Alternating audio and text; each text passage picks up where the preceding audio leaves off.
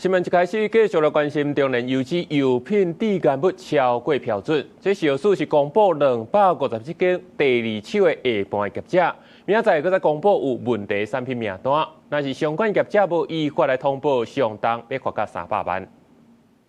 中聯郵品抵減物超過標準，有1300棟的問題郵走去泰山、福壽甲福茂三大企業。消息公布上新的257間第二層線賣的業者，預計初測回證了後，會對外公布相關產品的名單，用分層風險管理的措施。第一個，混合油預防性下架，超過20% 以上的使用到這次的大豆油，中聯相關大豆油下架，預防性下架。第三個是其他餘氯揭露，他沒有要它下架嘛，也沒有要它回收，但是他必須要做揭露。考慮到是按優先，消息要求第一層郵品必須愛佇7月初3全面落架，第二層受到影響的257間，親像使用問題油做起來的調和油，也是使用問題油含量20%以上的加工品，也必須愛佇7月初6每時返點進前有風險落架。也若含量在20%以下的產品，雖然唔免落架，也唔過業者也要公布資訊。因為這個原型油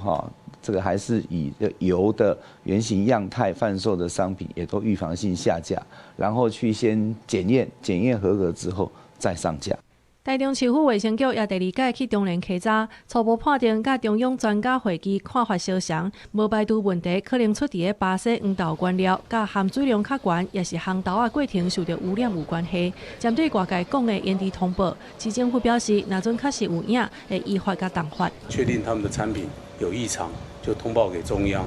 然後再讓我們來做相關的後續的這些下架及稽查。那至於說他們有沒有這段時間有沒有延遲通報的話，我們還要再做更進一步的釐清。問題油閣互全台食安的信心開始緊張，衛福部初6會甲4大國產食用油精煉廠開會，說明製造規範的重點內容，也閣有提出制停認證的建議。也若中聯郵局互人勒令停工到單，必須愛確認改善完成才會當復工。記者綜合報道。